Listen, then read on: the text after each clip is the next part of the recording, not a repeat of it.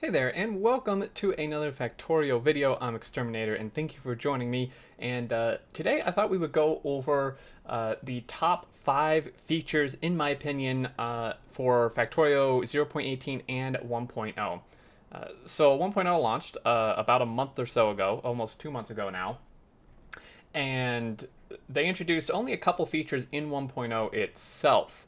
But there were a ton of features that came throughout 0.18, which then just turned into 1.0. So I figured it would be good to include the ones from 0.18. In fact, most of these are from 0.18. A couple actually came with 1.0 though.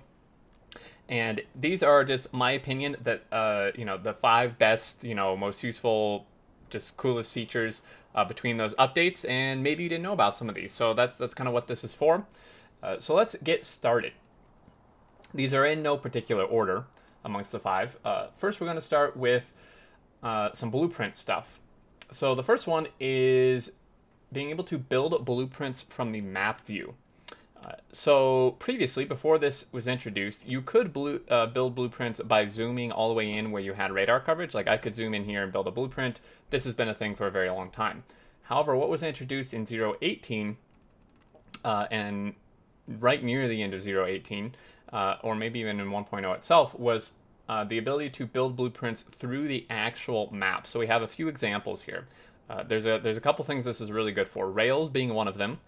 Now you do still need radar coverage, but you don't have to actually zoom in here like this. Because the problem with doing this is you're obviously just limited to this area you can see to really be able to visually see what you're placing. However, you can do it from here. So if we take a rail blueprint, you can see it's green here.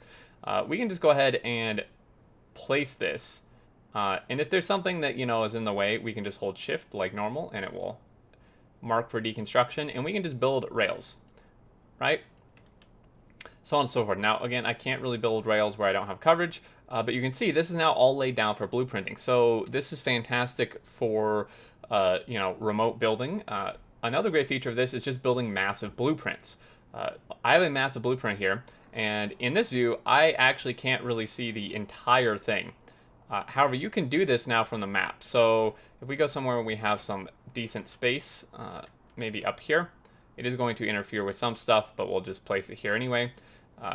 If I place this here, obviously the rail's in the way, but you can see this is now laid down this gigantic blueprint, just as if I were to have placed it being there myself. So this is a fantastic feature. I think it's really great. It's just huge. It's such a quality of life update, which is fantastic. Another blueprint feature is the blueprint reassign tool and copy tool.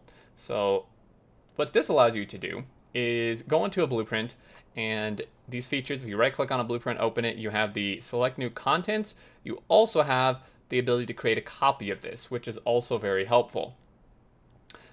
Because maybe you want like 2 different styles of this or something. So we can just create a copy of this, and we now have this one, and we can then put this, say, it'll go into our inventory, and we now have several of these, and we can edit one and do what we want. However, if you want to just keep one blueprint but make some edits to it, potentially, what we could do is if we come over here to, this over here, say we just, for example, this is just for demonstration purposes, we want some more inserters. So if I just ghost down some more inserters here, like this, and let's go a step further, and just for demonstration, let's add in some pipe to this. Maybe we just wanted a pipeline running along here.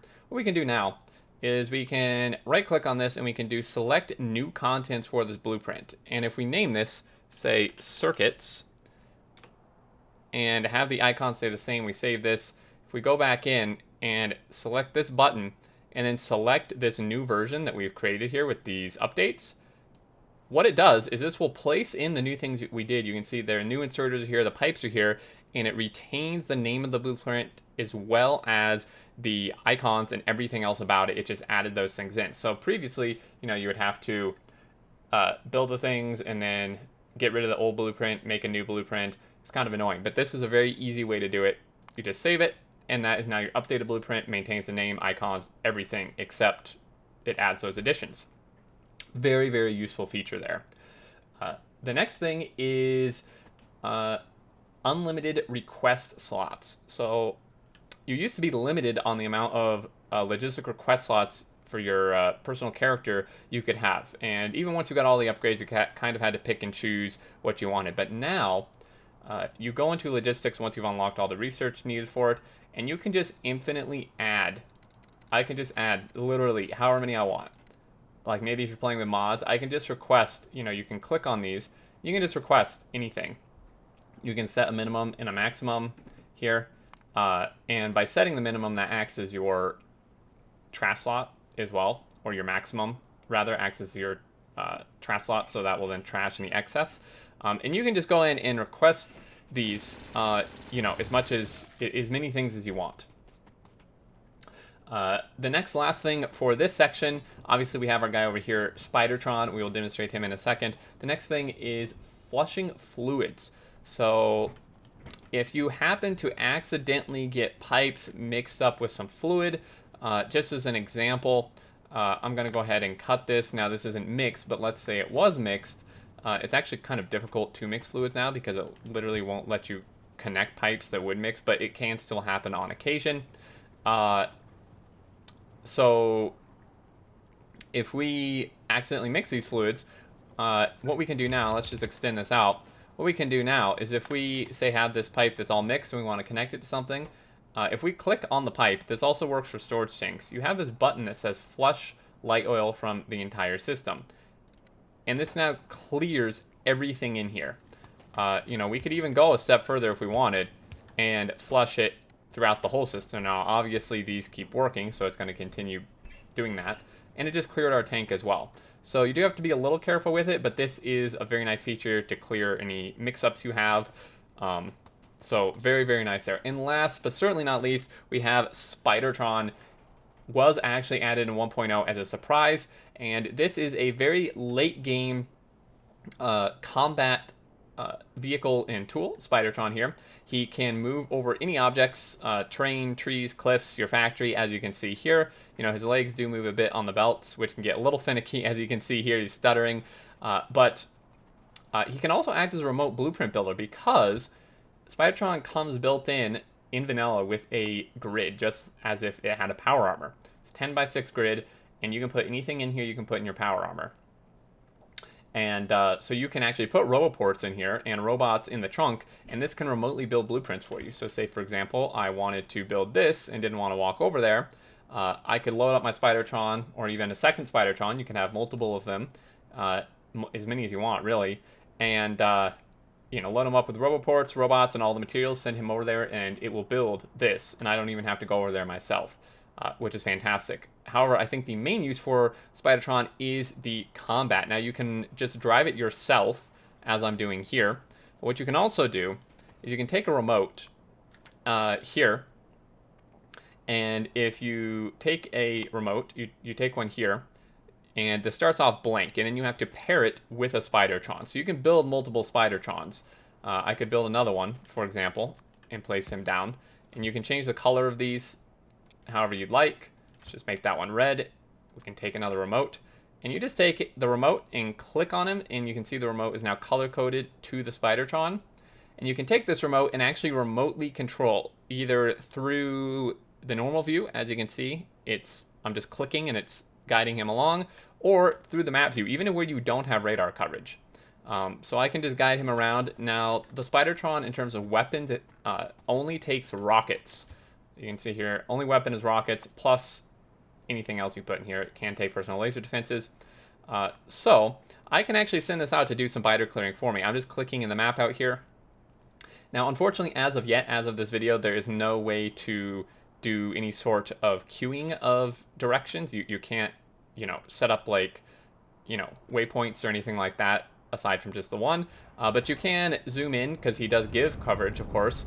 And I do find it's best to kind of control this just in combat itself, because I have had times where I've just sent it into a base and, it is quite tanky. It has, I believe, 3,500 health, 3,000 health, and you can put shields. But if you have it stand in the middle of a base, it will start definitely taking damage, especially if there's a lot of worms and such.